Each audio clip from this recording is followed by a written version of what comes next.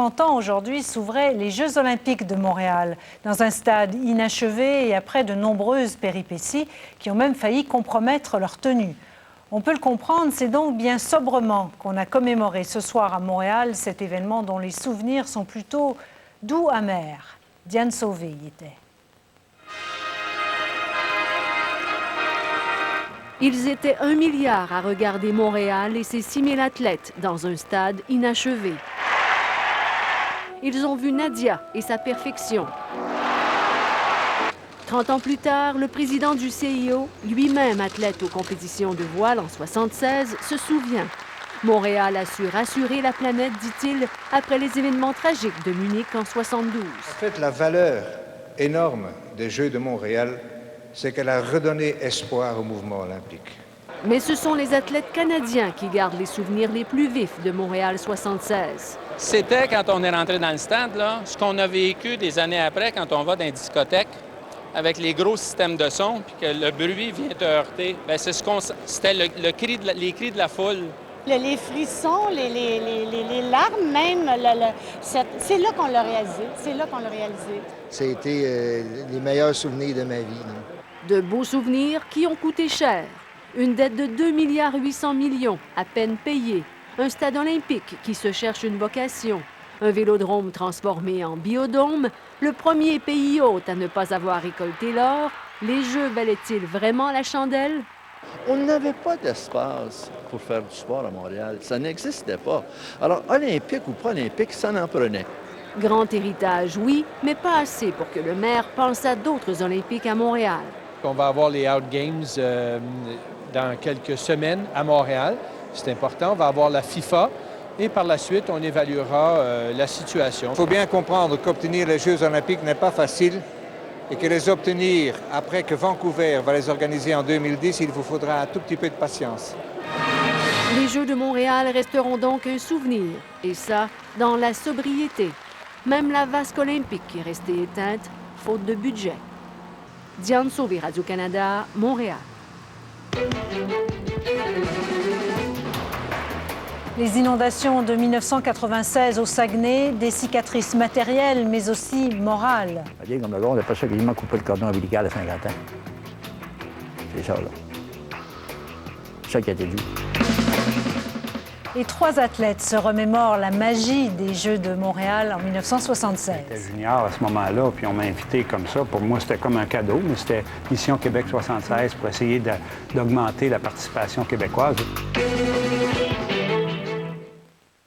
De l'histoire moderne. Cet événement sportif de grande envergure a été mémorable pour les Canadiens et pour plusieurs athlètes qui ont pu enfin faire connaître leur discipline. Nous en avons rencontré 3 aujourd'hui. Le cycliste Pierre Harvey, le kayakiste Denis Barré et Guylaine Bernier, spécialisée en aviron. Madame, Messieurs, bienvenue au point.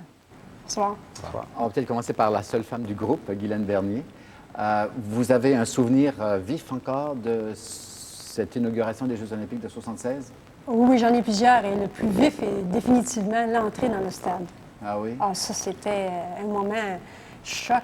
C'était tout à fait fantastique. Les cris, assez pour faire éclater le stade, je pense. Tout le monde, c'était... J'en ai encore lâché le poing quand j'en parle.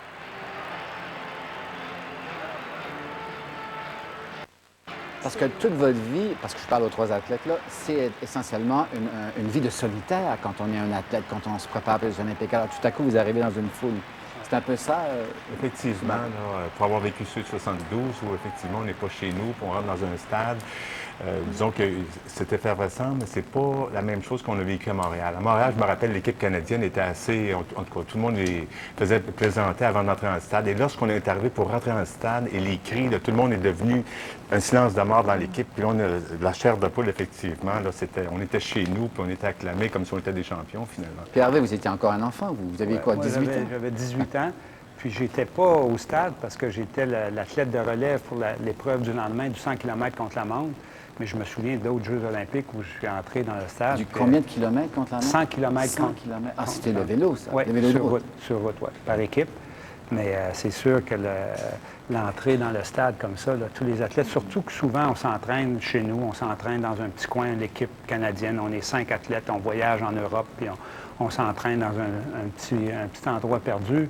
Puis là, tout d'un coup, on arrive, il y a des millions de personnes, des spectateurs, des athlètes d'un peu partout. Donc, les Jeux olympiques, ça ressemble à rien de ce qu'on a fait auparavant. Là. De votre vie, de ce qui est votre vie d'athlète olympique. Aller jusqu'en 76, disons que le sport amateur, c'était pas ce qui c'est devenu maintenant, là, où les gens se préoccupaient du canot, de l'aviron ou encore du vélo. Maintenant, c'est connu, on en parle, les journalistes en parlent. Mais à ce moment-là, disons qu'on était... Tout le monde se posait des questions sur ce qu'on faisait. Pourquoi tu t'entraînes? Le kayak, qui pensait à ça à cette époque-là? Hein? Oui, effectivement. Et l'aviron. L'aviron. Un sport aristocratique, c'était comme... En fait, on a vraiment commencé réellement en 70 avec toute la dynamique de Mission Québec 76, dont l'objectif était 30 de représentation canadienne de la québécoise. Est-ce que vraiment, il y en a eu 30 des athlètes? Oui, c'est pour ça que beaucoup d'athlètes, moi j'étais parmi ceux-là, des athlètes que 6 mois avant les Jeux, on m'invite à un camp d'entraînement pour essayer de faire partie de l'équipe canadienne, mais j'étais junior à ce moment-là, puis on m'a invité comme ça. Pour moi, c'était comme un cadeau, mais c'était Mission Québec 76 pour essayer d'augmenter la participation québécoise. Le sport au Québec était jeune, on était dans l'enfance, c'était neuf le sport. Personne. Donc vous, c'était un peu inespéré. Là. Vous vous attendiez pas des Jeux olympiques de 76. Pas du tout. Vous souvenez-vous ce que vous faisiez à l'époque? Qu'est-ce qui a dû se produire? Oui, mais j'ai commencé à 12 ans par de la natation, puis ensuite, vers l'âge de 15 ans, j'ai commencé le cyclisme. Puis là, j'ai progressé, puis j'avais un bon talent. Puis à 18 ans, j'ai réussi à faire les Jeux olympiques, mais c'était le sport au Québec. Quand ils vous ont appelé, vous étiez à l'université, si je me rappelle bien. Vous avez dû abandonner. Oui, j'ai quitté une session à l'université pour aller faire du vélo. Ma mère était découragée. Quitter l'école pour aller faire du cyclisme. Mais depuis ce temps-là, ça n'a jamais arrêté. Les autres, vous souvenez-vous de cette période-là qui a précédé les qualifications? Là? Est-ce que c'était un peu contre toute attente? Est-ce que vous étiez un peu surprise des Jeux olympiques, vous? Oui, la même chose. Moi aussi, j'ai fait la natation avant l'aviron. J'ai commencé l'aviron, disons, plus tard.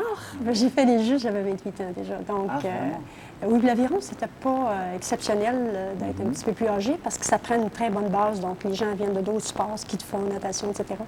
Et à vrai dire, on ne pensait pas vraiment faire l'équipe. Et alors, pour les Jeux olympiques, et je dois dire que les qualifications, pour nous autres, les qualifications, ça a été plus difficile que les Jeux. De se qualifier pour participer aux Jeux olympiques, de faire les temps standards, parce que si on ne faisait pas les temps, ça s'arrêtait là, c'était terminé. Donc, on donnait tout ce qu'on pouvait pour faire les temps standards, et c'est ce qui fait que toute l'équipe canadienne d'aviron, tout le moins, aux Jeux, nous étions plus en pente descendante. On avait déjà atteint notre point. Oui, après... oui. Ça arrive souvent. Denis Barré, vous Moi, disons que j'étais réalisateur à Radio-Canada un an avant. Et j'ai dû quitter mon emploi parce que c'était impossible à ce moment-là de penser faire une carrière dans le sport. Surtout du fait que je partais pour l'Europe de l'Est pour m'entraîner parce que j'avais fait des arrangements que si je faisais partie de l'équipe canadienne, j'irais m'entraîner en Hongrie, à Budapest. Et donc, j'ai dû quitter mon emploi puis investir un an avant que pour les Olympiques. Où effectivement, à partir de l'été 75, aller jusqu'aux Olympiques, on a eu des bourses de l'aide financière qui m'ont permis d'aller m'entraîner en Hongrie. On avait des entraîneurs en revenant qui nous ont pris en charge. Donc, il y avait déjà une structure différente, qui nous ont permis d'ailleurs d'atteindre une 8e position, une finale et une 8e position. Sur ce sujet-là, Guylaine et Pierre, les Olympiques de 76, ça a vraiment été le début d'une nouvelle organisation pour le sport amateur, si je peux dire? Oui, en fait, nous autres, on est un petit peu biaisés parce que notre fédération a pris une décision de visionnaire, je dirais, parce qu'ils ont procédé à l'achat des bateaux. Et l'idée, c'était de dire, après les Jeux, on va garder les bateaux, donc on aura des équipements pour nos athlètes. Malheureusement, il y a eu défaut de paiement et la fédération fait faillite, etc. Donc, ça nous a pénalisés pendant 10 ans. Mais malgré tout, ça l'a fourni, je dirais, ça a fourni une exposition au sport de l'aviron. Et ça a pu permettre de progresser malgré tout, malgré le fait qu'on n'ait pas beaucoup de support financier pendant une dizaine d'années, de progresser et de rebâtir l'équipe, etc. Donc, et Pierre Harvey, vous étiez à cheval, si je peux dire, sur deux sports, le cyclisme et le ski de fond. Ces Jeux olympiques de 76, est-ce que pour vous, ça a été le début de quelque chose, quand je parle à l'organisation du sport amateur au Canada? Oui, sûrement. Au Québec, avant 1976, on n'avait presque pas de structure. Depuis ce temps-là, ça a progressé. C'est pour ça qu'en 1976, le Canada n'a pas gagné de médaille d'or. Mais depuis ce temps-là, on a fait beaucoup de progrès. Au dernier jeu à Turin, on était le 3e pays avec je ne sais pas combien de médailles. C'est formidable. La croissance sur une période de 30 ans, c'est absolument incroyable. Il n'y a aucun pays au monde qui a eu une progression aussi rapide que le Canada. Puis ça, c'est la naissance de ça, c'était à Montréal en 1976, malgré tout le scandale qu'on a eu pour le stade. C'est aussi le 30e anniversaire du stade et donc des équipements olympiques. Vous qui êtes resté impliqué dans le sport amateur, etc., qu'est-ce que vous pensez de la gestion des installations olympiques, des installations sportives montréalaises depuis 1976? Moi, rapidement, ce qui me gêne, parler votre cœur. Ce qui me fait de la peine, c'est qu'on a construit un beau vélodrome puis qu'on l'a démoli pour le transférer à d'autres choses. Donc, au Canada, je trouve la faiblesse qu'on a, c'est qu'on est prêt à investir des millions, des milliards pour développer quelque chose, mais quand c'est le temps de l'opérer, payer un entraîneur 35 000 par année, on n'a pas les budgets. 200 millions, si on a l'argent, mais lorsque c'est le temps d'opérer, on n'est jamais capable, on a de la difficulté, puis ça, c'est faible un peu au Canada. Guylaine Bernier? Par rapport aux installations, je dirais, elles ne sont pas toutes de même niveau. Le stade, de plus en plus... l'utilisation de ce qui nous est resté des Exact. Olympiques. Le stade, de plus en plus, avec le Centre d'excellence aquatique, là, qu'on démarre. Fait 30 ans. On commence, là, 30 ans, oui. mais il y a plein d'autres choses à faire. Le Centre Audrey-Billard, il fonctionne à plein rendement. Le bassin olympique, avec le canot-kayak, l'aviron bateau-dragon, on est rendu à notre 5e championnat du monde en aviron. Et la même chose pour canot-kayak. Donc, il est très utilisé. Dans l'ensemble, je dirais, au niveau de la gestion globale, si je fais une comparaison, que j'ai été impliquée dans certains dossiers, avec ce qui s'est passé au Lake Placid, puis ce qui s'est passé à Calgary, la gestion des installations olympiques, disons, à Montréal, était très différente de ce qui s'est fait ailleurs. Vous ne voulez pas dire déficiente, là, vous avez dit différent, parce qu'à Calgary et à Lake Placid, ça marche à 100% depuis ce temps-là. La gestion post-olympique, et ça, c'est très important, comme...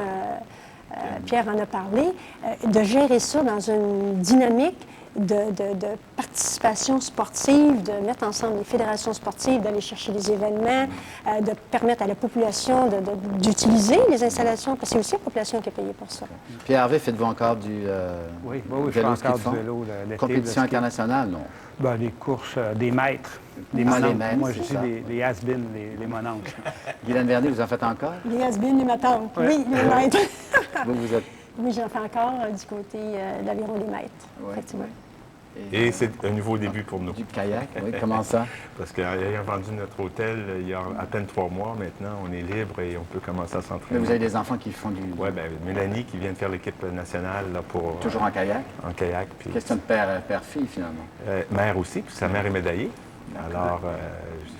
Alors, on essaye de passer aux jeunes et à la famille, c'est encore mieux. Un mois avant de se quitter? Oui.